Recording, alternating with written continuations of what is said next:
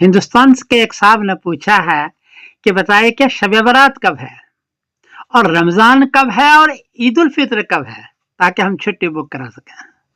جواباً عرض ہے کہ 19 جنوری بروز پیر کو انڈیا میں چاند کو چاہیے 6 ڈگری، برما میں 5 ڈگری، بنگلہ دیش میں 5 ڈگری، نیپال میں 5 ڈگری، کراچی میں 6 ڈگری، پشاور میں 4 ڈگری، ایران میں 6 ڈگری اور افغانستان میں 4 ڈگری.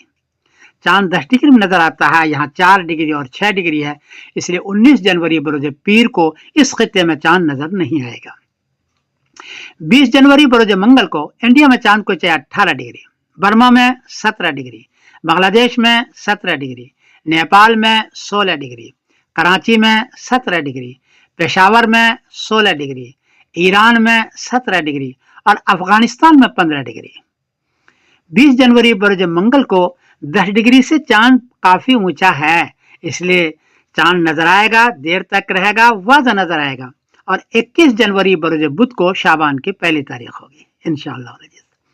اس اعتبار سے 3 فروری بروز منگل کی شام کو 3 فروری بروز منگل کی شام کو شب برات ہے اور 4 فروری بروز بدھ کو شب برات کا روزہ ہوگا. رمضان کے سلسلے میں عرض کر دوں کہ 18 فروری بروز بدھ کی شام کو تراویح ہوگی، 18 فروری بروز بدھ کی شام کو، اور 19 فروری بروز جمعرات کو رمضان کی پہلی تاریخ ہوگی انشاءاللہ.